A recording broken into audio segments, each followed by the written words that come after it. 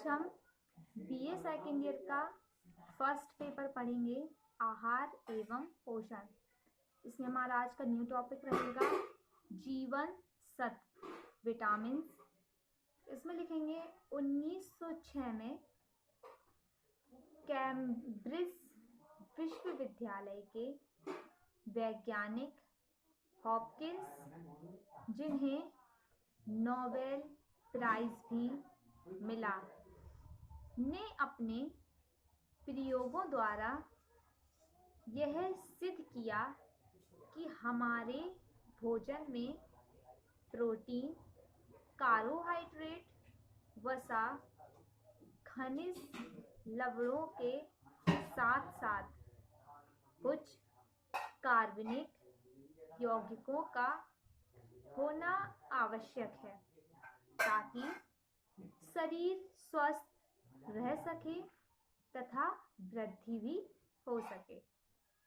20वीं शताब्दी के प्रारंभ में वैज्ञानिकों द्वारा अनेक प्रयोग किए गए और यह पाया कि जिन चूहों की कृत्रिम विधि द्वारा तैयार प्रोटीन, वसा, कार्बोज, खनिज लवण युक्त भोजन दिया गया, उनके शरीर की सामान्य वृद्धि रुक जाती है, जिसका निष्कर्ष यह निकाला गया कि प्राकृतिक रूप से प्राप्त भोजन में इन चारों तत्वों के अतिरिक्त कुछ और है जो शरीर के विकास वृद्धि के लिए आवश्यक है। पैराग्राफ चेंज करके लिखेंगे 1911 में 1911 में वैज्ञानिक फंक ने अपने प्रयोगों द्वारा यह प्रमाणित किया कि भोजन में कुछ विशेष पदार्थों की कमी से स्कर्वी तथा बेरी आदि रोग हो जाते हैं। 1913 में 1930 में फंक ने यह माना कि यह तत्व जीवन के लिए आवश्यक है तथा जो तत्व बेरी विरोधी हैं उसमें नाइट्रोजन के पाए जाने के कारण इसे विटामिन का नाम दिया। अब नीचे से लिखेंगे पैराग्राफ चेंज करके जीवन बीटा बोलते हैं जिसे, प्लस नाइट्रोजन अमीने बराबर विटामिन।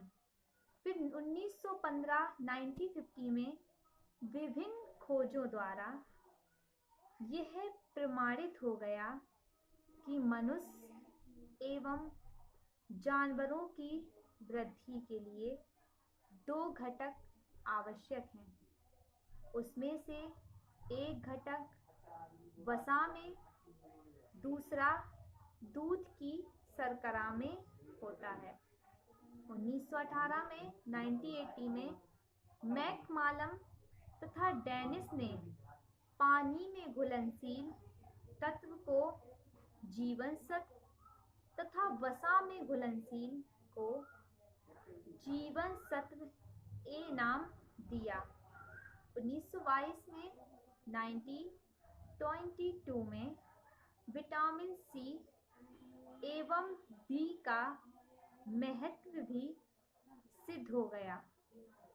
इसके बाद भी वैज्ञानिकों ने विभिन्न जानवरों, चूहे, सफेद खरगोश, कबूतरों पर अनेक प्रयोग किए और यह पाया कि इन विटामिन्स की कमी से ये प्राणी बीमार हो गए, जिससे यह भी सिद्ध हुआ कि अनेक जीवाणुओं की वृद्धि के लिए भी विटामिन आवश्यक है।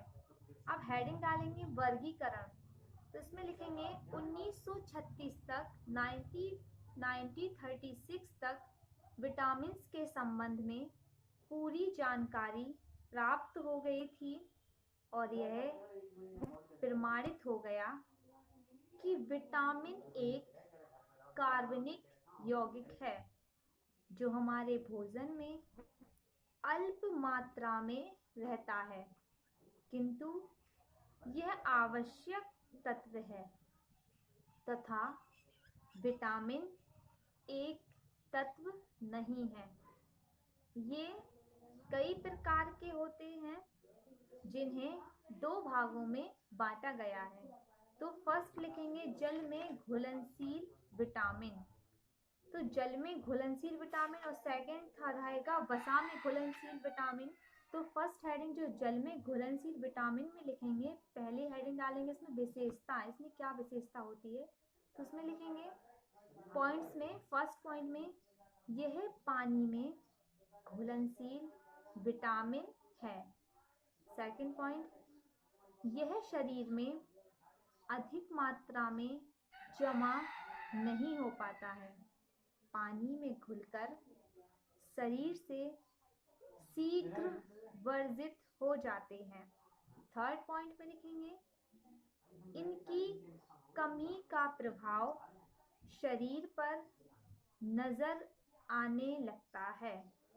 फोर्थ पॉइंट में पानी में घुलनशील विटामिन्स में कार्बन, हाइड्रोजन, ऑक्सीजन, नाइट्रोजन तथा कुछ मात्रा में कभी कभी सल्फर और कोबाल्ट भी होता है।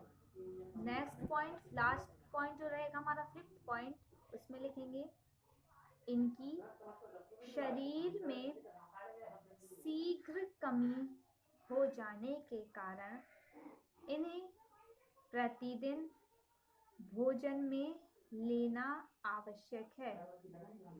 जल में घुलनशील विटामिन्स दो प्रकार के होते हैं, विटामिन बी तथा सी। विटामिन बी एक ना होकर कई विटामिन्स का समूह है जिन्हें सम्मिलित रूप से विटामिन बी कॉम्प्लेक्स समूह कहते हैं। अब हेडिंग डालेंगे विटामिन बी समूह में, इसमें पॉइंट्स में लिखेंगे। तो फर्स्ट पॉइंट में लिखेंगे थायमिन बी, सेकंड पॉइंट में riboflavin B2, third point niacin या निकोटिन एसिड, फोर्थ पॉइंट में पायरिडॉक्सिन B6, फिफ्थ में बायोटिन, नेक्स्ट पेंटाफेनिक अम्ल, सेवन पॉइंट में फॉलिक एसिड, एट पॉइंट में इनोसिटॉल, नाइन्थ पॉइंट में लिखेंगे पैरा अमीनो बेंजोइक एसिड, और 10th पॉइंट में लिखेंगे cyanocobalamin B12, last point 11 point में कॉलिन। तो ये हेडिंग हमारी यही कंप्लीट होती है।